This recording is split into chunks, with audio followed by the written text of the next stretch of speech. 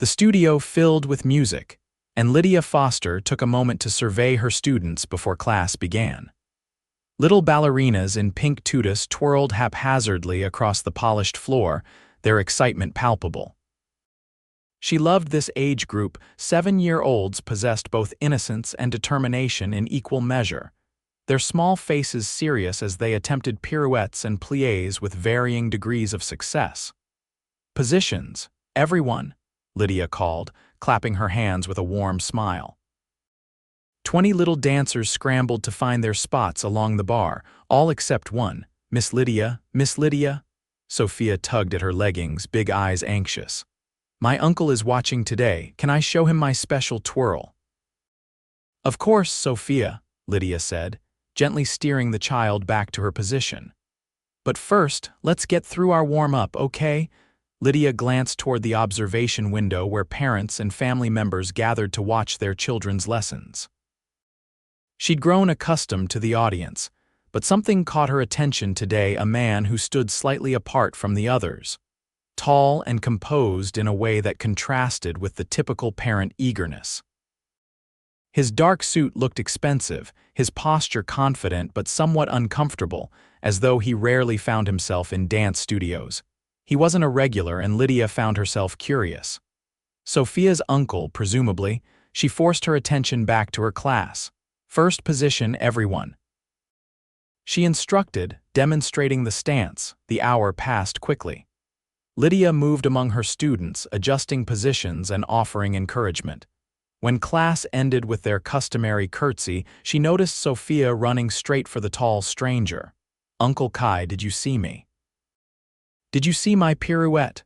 The man's serious expression transformed as he knelt to receive his niece, his smile genuine and warm. "You were incredible, Soph, the best dancer in the class." "Miss Lydia says I need to point my toes more," Sophia reported solemnly. "Then you should definitely work on pointing those toes," he responded with surprising seriousness. Lydia approached them, extending her hand. "You must be Sophia's uncle. I'm Lydia Foster, the instructor." When he stood and took her hand, she realized just how tall he was. Well over 6 feet, with dark hair and striking blue eyes that seemed to assess everything in one glance. "Kai Sinclair," he introduced himself. His handshake was firm but not aggressive. "My sister has a medical appointment today, so I'm on uncle duty." "Uncle Kai owns buildings," Sophia announced proudly. "Lots and lots of buildings." Kai winced slightly. "Real estate development," he clarified, "not quite as impressive as Sophia makes it sound." "It sounds pretty impressive to me," Lydia replied honestly. "Miss Lydia was a real ballerina," Sophia interjected. "She danced in New York." Now it was Lydia's turn to feel uncomfortable. "For a short time," she admitted, "before an injury." Something shifted in Kai's expression, recognition, perhaps. Before he could respond, another parent approached with a question, and Lydia excused herself. As she answered questions about the upcoming recital, she couldn't help noticing when Kai and Sophia left, his large hand protectively holding his niece's small one. There was something compelling about a powerful-looking man being so gentle with a child. She dismissed the thought. Men in expensive suits weren't part of her world anymore. The following week, Lydia was surprised to see Kai at class again, this time alongside Sophia's mother, Jennifer. They appeared to be in serious discussion until they noticed her watching. Jennifer waved cheerfully while Kai simply nodded, his expression unreadable. After class, Jennifer approached while Sophia changed her shoes. "I hope you don't mind my brother hanging around," she said. Sophia's been begging him to come see her dance again. "Not at all," Lydia assured her. "Family support is wonderful for the children." "Between you and me," Jennifer lowered her voice, "I think he's using Sophia as an excuse. He asked some very specific questions about you." Lydia felt heat creep into her cheeks. "Oh," Jennifer grinned, "don't look so alarmed. Kai's just not great with people sometimes, especially women. He's been buried in work since his divorce 3 years ago." "I'm not," Lydia began. "Miss Foster," Kai's deep voice interrupted them. He stood a respectful distance away, Sophia's pink backpack looking comically small in his hand. I apologize for interrupting, but I wanted to ask about the recital next month. Sophia mentioned something about tickets. Jennifer shot Lydia a knowing look before excusing herself to help Sophia. Yes, each student gets 4 tickets for family members, Lydia explained, trying to maintain her professional demeanor despite Jennifer's revelations. Since Sophia's father lives out of state, Jennifer usually has an extra. Actually, Kai said, I was hoping to purchase additional tickets. Our grandparents would like to attend as well. As Lydia explained the ticket process, she couldn't help noticing details about him, the faint lines around his eyes that suggested he smiled more than his serious demeanor indicated, the expensive watch on his wrist, the way he listened with complete focus. Thank you, he said when she'd finished. He hesitated, then added, I was at the Lincoln Center performance of Giselle 5 years ago. You were remarkable as one of the Willies. Lydia stared at him, momentarily speechless. You saw that performance? I have season tickets, he explained. I remember thinking your interpretation brought something unique to the role, a compassion that made the character more than just a vengeful spirit. The compliment was unexpected and specific enough that Lydia knew it wasn't just a line. Thank you, she said quietly. That was my last season before my knee injury. Something like genuine regret crossed his face. The dance world lost something special. Before she could respond, Sophia came bounding back, demanding her uncle's attention. Kai gave Lydia a slight nod before allowing himself to be pulled away by his niece. Lydia watched them leave, her thoughts in turmoil. No one had mentioned her brief professional career in years. She'd made peace with that chapter of her life closing, finding fulfillment in teaching. But hearing someone remember her performance and with such specific appreciation stirred emotions she'd thought long settled. Over the next few weeks, Kai became a regular at Sophia's classes. Sometimes with Jennifer, sometimes alone. He always arrived early and left late, occasionally exchanging brief conversations with Lydia about dance, the recital preparations, or Sophia's progress. One evening after class, as Lydia was gathering her things, she found Kai waiting by the door. Sophia's already left with Jennifer, she informed him, assuming he was looking for his niece. I know, he said. I actually came back to speak with you. Something in his tone made Lydia's pulse quicken. Is everything all right? Is Sophia having problems I should know about? No, nothing like that. He seemed uncharacteristically hesitant. I wanted to ask if you would consider having dinner with me. The request caught her off guard. Dinner? Yes, that meal people typically eat in the evening, he said, a hint of dry humor in his voice. Preferably at a restaurant where neither of us has to cook or clean up afterward. Lydia couldn't help smiling. I'm familiar with the concept. So, his confidence seemed to waver slightly. Would you be interested? She should say no. Dating a student's relative wasn't strictly against any rules, but it certainly complicated things. And men like Kai, successful, wealthy men, usually had expectations she wasn't prepared to meet. I don't think that's a good idea, she said carefully. His expression remained composed, but something in his eyes dimmed. May I ask why? Professional boundaries, she explained. Sophia is my student. I respect that, he said without hesitation. But I think you should know that Jennifer was the one who suggested I ask you out. She seems to think we'd get along well. That surprised Lydia. She did, she said, and I quote, my daughter adores her teacher, and my emotionally stunted brother needs someone who can make him appreciate more than quarterly reports. He delivered this with a straight face that somehow made it funnier. Lydia laughed despite herself. That sounds like Jennifer. So, he continued, would professional boundaries allow for coffee? Something casual, public, and completely non-threatening, she hesitated, then made a decision. Coffee I could do. The smile that transformed his face was worth the risk. Tomorrow, there's a place called Brewpoint about 2 blocks from here. I know it, she said. 3 o'clock, I'll be there, he promised. As Lydia drove home that evening, she questioned her decision. It had been over a year since her last relationship, a brief, unsuccessful attempt with another dancer that had fizzled quickly. Before that, her focus had been entirely on her career. Dating had always seemed secondary to dance, but there was something about Kai that intrigued her. The contrast between his businesslike exterior and the genuine warmth he showed his niece. The fact that he remembered her performance from years ago. The way he listened when she spoke, as though every word mattered. The coffee shop was busy when Lydia arrived the next day, but Kai had secured a quiet corner table. He dressed more casually than she'd seen before, dark jeans and a slate blue sweater that matched his eyes. "I ordered you a chai latte," he said as she sat down. "Jennifer mentioned it's your usual. She's been busy, hasn't she?" Lydia observed, amused by Jennifer's apparent matchmaking efforts. "You have no idea," Kai replied with a slight grimace. "She's determined to see me rejoin the land of the living, as she puts it." "And have you been somewhere else?" Lydia asked, wrapping her hands around the warm mug. "Depends who you ask." He studied his coffee thoughtfully. "The last few years, I've been focused on growing the business. Sinclair Development was small when my father ran it. Local projects, modest ambitions. We've expanded significantly. Hence the owning lots and lots of buildings," Lydia quoted Sophia. His smile was rueful. "The company now manages property developments across 5 states. We specialize in mixed-use urban revitalization projects, creating spaces that combine residential, commercial, and community elements." "That sounds meaningful," Lydia said, genuinely impressed. "It can be," he acknowledged.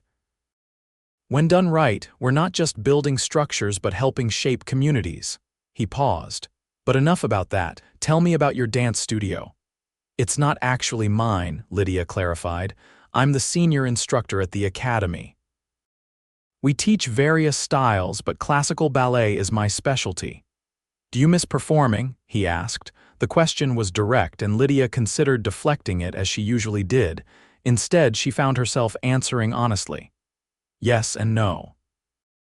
I miss the feeling of being completely present in the music, the challenge of pushing my body to its limits. But I don't miss the constant pressure, the competitiveness, the way your entire identity becomes wrapped up in your ability to perform." Kai nodded. "I can understand that. Different field but similar pressures." "Your turn for a personal question," Lydia said, feeling bold. "Jennifer mentioned you were divorced 3 years ago," he confirmed. "Amicable enough considering Melissa and I married young right after college. By the time we hit 30, we'd become different people with different priorities." He shrugged. "No children, thankfully, to complicate things." "Do you want children?" The question slipped out before Lydia could censor herself. "Sorry, that's too personal for coffee." "I don't mind," he said, his expression thoughtful. "Yes, I've always wanted a family. Seeing Jennifer with Sophia, it's made me realize what I've been missing while focusing on work." He looked directly at her. "What about you?" "Someday," she admitted. "Though ballet dancers often delay that part of life, so I haven't thought about it as concretely as most women my age probably have." Their conversation flowed easily after that, moving from personal histories to favorite books, films, and places they'd traveled. Kai was more knowledgeable about dance than she'd expected, explaining that his mother had been a dance enthusiast who had taken him and Jennifer to performances throughout their childhood. When they finally noticed the time, they'd been talking for nearly 3 hours. "I should go," Lydia said reluctantly. "I have an early class tomorrow." "This was nice," Kai said as they stood to leave. "Would you consider a proper dinner next time, or does that still violate your professional boundaries?" Lydia made a show of considering. "I think those boundaries might be negotiable." Outside the coffee shop, he walked her to her car. "I have to fly to Chicago tomorrow for meetings, but I'll be back Friday. Would Saturday evening work for dinner?" "Saturday would be perfect," she agreed. He hesitated, then leaned down and kissed her cheek. The gesture was gentle, almost old-fashioned in its restraint. "I'm looking forward to it," he said softly. As she drove home, Lydia realized she was smiling. Whatever reservations she'd had were quickly fading. There was something refreshingly straightforward about Kai. Despite his success and obvious wealth, he seemed grounded in a way many men she'd known weren't. Their dinner date exceeded Lydia's expectations. Kai took her to a small, elegant restaurant overlooking the river. The food was exceptional, the wine perfectly paired, but it was the conversation that made the evening special. Kai asked thoughtful questions about her teaching philosophy and shared stories about his early struggles building the business. After my father died, he explained, the company was floundering. He'd been resistant to change and we'd lost ground to more innovative competitors. I had to make difficult decisions, let go of loyal employees who couldn't adapt, take financial risks that kept me awake at night. That must have been incredibly stressful, Lydia said. It was, he acknowledged, but necessary. The hardest part was balancing respect for my father's legacy with the need to move in a new direction. Lydia understood that balance all too well. I felt something similar after my injury. Honoring what I'd accomplished as a dancer while creating a new identity as a teacher. Kai reached across the table, taking her hand. His touch was warm and reassuring. You're an exceptional teacher. I've watched how you interact with those children. You see each one as an individual, not just another student to process. I try, she said, touched by his observation. Every child has different needs, different strengths. Including Sophia, he asked with a smile. Especially Sophia, Lydia laughed. She's tremendously talented, but gets distracted easily. She needs frequent new challenges to stay engaged. That sounds exactly like her mother at that age, Kai said fondly. Jennifer was always 3 steps ahead of everyone else, mentally jumping to the next thing before finishing what she was doing. As the evening progressed, Lydia found herself increasingly drawn to him. There was an intensity to his focus when she spoke that made her feel truly heard. And when he talked about his work, she could see the passion behind his carefully controlled exterior. After dinner, they walked along the riverfront promenade. The spring evening was cool but pleasant, the city lights reflecting on the water. You never asked about my company's finances, Kai noted suddenly. Lydia gave him a puzzled look. Should I have? Most people do, he said with a shrug. When they find out what I do, they want to know how successful the business is, how many properties we own, what our annual revenue looks like.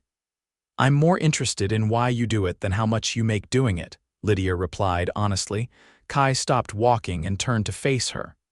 That's refreshing. Before she could respond, he leaned down and kissed her. Unlike the chaste kiss on the cheek after their coffee date, this was deliberate and warm. His hand stayed respectfully at her waist, but there was nothing restrained about the way his mouth moved against hers. When they broke apart, Lydia felt slightly dazed. That was nice, she murmured. Just nice? Kai asked, a teasing light in his eyes. Lydia laughed. Very nice, extremely nice. I'd like to do it again sometime, he said. The kissing and the dinner, not necessarily in that order. I'd like that too, she admitted. Over the following weeks, they fell into a comfortable pattern. Kai would attend Sophia's Saturday morning classes, then he and Lydia would spend the afternoon and evening together. They explored the city's art galleries, attended a symphony performance, and discovered shared favorite hiking trails in the nearby state park. Their relationship deepened naturally. Kai began leaving small, thoughtful gifts in her dance bag, a book of poetry he thought she'd enjoy, artisanal chocolates from a local shop, a vintage poster from a ballet production she'd mentioned loving.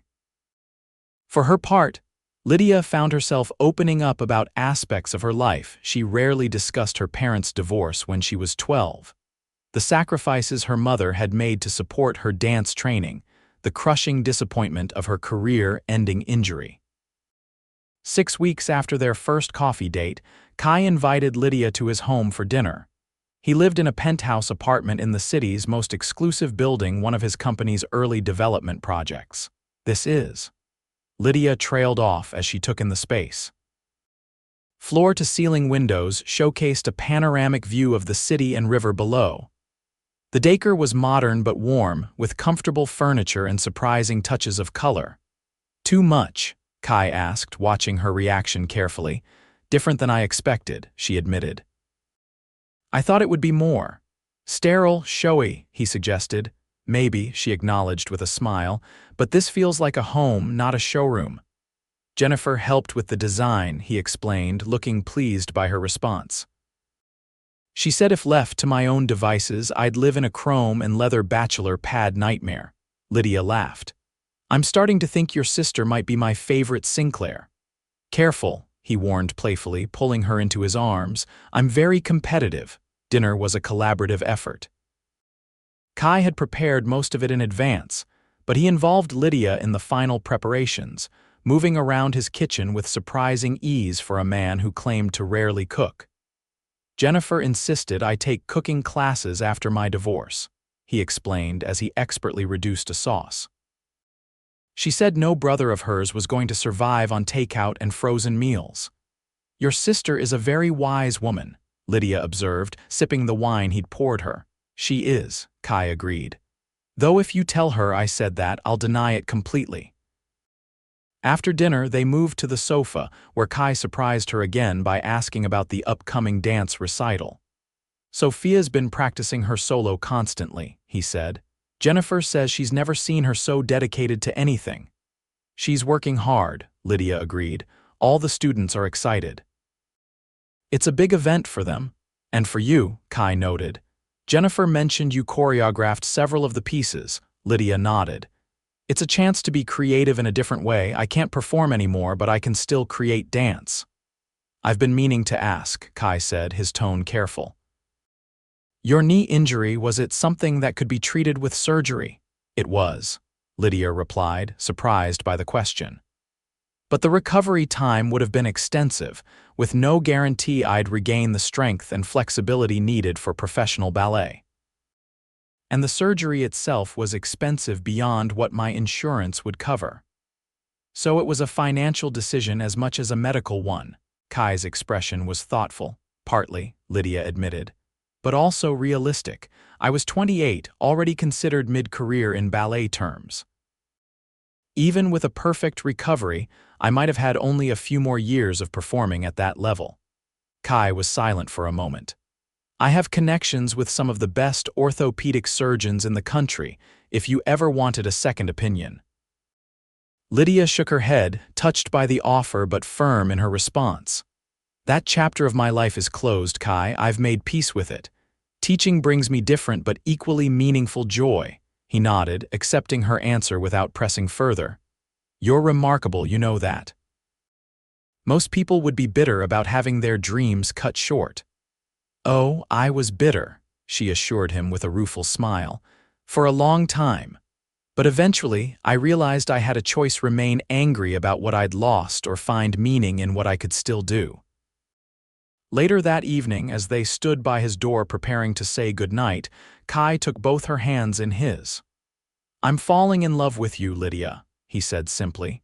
The directness of his statement took her breath away. They'd been seeing each other for only 6 weeks, yet it felt right hearing those words from him. "That's convenient," she replied softly, "because I'm falling in love with you too." His kiss was more passionate than any they'd shared before, and for the first time Lydia considered staying the night. But Kai, seeming to read her thoughts, gently pulled away. "I should take you home," he said, his voice slightly rough. "As much as I'd like you to stay."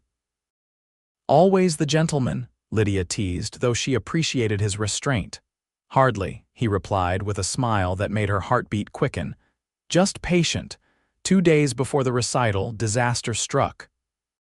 The community center where the performance was scheduled to take place called Lydia in a panic. A pipe had burst, flooding the stage area and causing significant damage. The space would be unusable for at least 2 weeks. "What are we going to do?" The academy director wailed during their emergency staff meeting. "We can't postpone. The costumes are rented, the programs are printed, families have made travel arrangements." Lydia and the other teachers sat in stunned silence. Months of preparation, dozens of excited children, hundreds of tickets sold, all potentially wasted. Let me make some calls, Lydia said finally, pulling out her phone. Kai answered on the second ring. Lydia, is everything all right? She explained the situation rapidly. I know it's a long shot, but do you have any properties with a performance space that might be available this weekend? Let me check, he said, all business now. How many seats do you need? What about backstage facilities? Lydia provided the details, trying not to hope too much. Finding an available venue on such short notice seemed impossible. I'll call you back within the hour, Kai promised. 45 minutes later, her phone rang. I have a solution, Kai announced without preamble. The Riverside Plaza, one of our newest developments. The main atrium has a raised platform that could serve as a stage, and the space can easily accommodate your audience. It's not ideal, but it's perfect, Lydia interrupted, relief flooding through her. You're saving us, Kai, truly. I'll have my team work with you on the details, he said. We'll make it happen, Lydia. When she shared the news with the director and other teachers, they were ecstatic. How on earth did you manage this? The director asked in amazement. I know someone, Lydia said simply. The next 48 hours were a whirlwind of activity. Kai's team worked tirelessly to transform the elegant atrium into a performance space. They installed proper lighting, sound equipment, and even constructed temporary changing areas for the dancers. When Lydia arrived on the morning of the recital, she was amazed by the transformation. The space looked magical, with better facilities than the community center had offered. Kai met her at the entrance, looking tired but pleased. Will this work? He asked. Lydia threw her arms around him. It's incredible. I don't know how to thank you. Seeing you happy is thanks enough, he said, holding her close. The recital was a triumph. The children performed beautifully, the audience was larger than they'd anticipated, and the unusual venue added a special excitement to the occasion. Sophia's solo received enthusiastic applause, her face glowing with pride as she executed the steps Lydia had taught her. After the final bows, as parents and children mingled in the atrium, Jennifer approached Lydia with Sophia in tow. You were amazing, Miss Lydia. Sophia exclaimed, still flushed with excitement. Did you see me remember all my steps? You were perfect, Lydia assured her, giving the child a quick hug. I'm so proud of you. Jennifer smiled warmly. And thank you for whatever you said to my brother to make him pull off this miracle. I've never seen him move mountains for anyone the way he does for you. Before Lydia could respond, Kai joined them. The director asked me to tell you they've already sold tickets for next year's recital. Apparently, people are impressed with the upgrade. Jennifer took Sophia's hand. We'll leave you two alone. Sophia needs to change, and I suspect my brother has something important to discuss with you. As they walked away, Lydia turned to Kai with a questioning look. Important discussion. Jennifer has a vivid imagination, Kai said, though he seemed uncharacteristically nervous. But there is something I wanted to ask you. He guided her to a quiet corner of the atrium. These past 2 months have been the happiest of my life, he began. Before I met you, I was going through the motions, building the business, fulfilling obligations, but not really living. Kai, Lydia said softly, touched by his words. Let me finish, he requested. I know it's soon, probably too soon by conventional standards. But I've never been more certain of anything. He reached into his pocket and pulled out a small velvet box. I'm not asking for an immediate answer, but I want you to know my intentions. Lydia's heart raced as he opened the box, revealing a stunning diamond ring. I love you, Lydia Foster, Kai said, his voice steady despite the emotion in his eyes. I want to build a life with you. When you're ready, whether that's next month or next year, I hope you'll consider becoming my wife. Tears filled Lydia's eyes. I don't need time to consider, she whispered. I love you too, Kai. Yes. My answer is yes. His face transformed with joy as he slipped the ring onto her finger. Then he lifted her off her feet in an embrace that made several nearby parents smile. Uncle Kai, Miss Lydia. Sophia's voice called as she ran toward them, still in her costume. Are you getting married? Mom said you might be getting married, Kai laughed, setting Lydia down but keeping an arm around her waist. Yes, Soph, Miss Lydia has agreed to marry me. Sophia's eyes widened. Does that mean you'll be my aunt? She asked Lydia. I guess it does, Lydia replied, smiling through her tears. Cool, Sophia declared.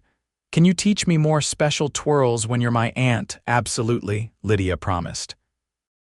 Later that evening, after the excitement had died down and they were alone in Kai's apartment, Lydia asked the question that had been nagging at her. Are you sure about this? We've known each other such a short time. Kai took her face in his hands. I've never been more certain of anything in my life. When you know, you know. I never expected this, Lydia confessed. When I saw you watching from the observation window that first day, I had no idea how completely you would change my life. For the better, I hope, he said softly. Definitely for the better, she assured him, standing on tiptoe to kiss him. Though I'm still not convinced Jennifer didn't plan the whole thing, Kai laughed. Would it surprise you to learn that she scheduled her medical appointment on a day she knew I was free, specifically so I would have to take Sophia to dance class? Not even a little bit, Lydia admitted. Remind me to thank her at the wedding. 1 year later, Lydia and Kai were married in the garden of the historic house. They'd purchased together a beautiful old property that Kai's company had restored rather than demolished, breaking with their usual development approach. Sophia served as flower girl, taking her duties so seriously that guests commented she must have inherited her uncle's business sense along with her dancing ability from her new aunt. After their honeymoon, Lydia returned to teaching at the academy, but with a difference. Kai had worked with the director to establish a scholarship program for talented students who couldn't afford lessons. You might not have needed that second opinion on your knee, he told Lydia, but other dancers shouldn't have to make the choice you did between treatment and financial security. On their first anniversary, Kai surprised Lydia with news that their foundation had secured funding for a new performing arts center in an underserved area of the city. We break ground next month, he explained, showing her the plans. And I've reserved a special space for a dance studio. The director has already agreed to open a satellite location of the academy there. Lydia studied the plans, overwhelmed by his thoughtfulness. This is incredible, Kai. There's one more thing, he said, his expression soft. We should consider adding a nursery to our home renovation plans. Lydia looked at him questioningly. The doctor called with your test results, he explained. We're going to have a baby. Joy spread through Lydia like sunlight. She'd suspected for weeks but had wanted to be certain before sharing the news. You're going to be a father, she whispered. Kai pulled her into his arms, his face alight with happiness. Thank you, he said, his voice thick with emotion. For the dance class that day, for coffee afterward, for saying yes, for everything. As Lydia stood in her husband's embrace, she thought about the unexpected turns life could take. A CEO watching his niece's dance class. A former ballerina finding new purpose in teaching. Two people from different worlds finding each other at exactly the right moment. I love you, Kai Sinclair, she said simply. And I love you, Lydia Sinclair, he replied, before sealing the promise with a kiss.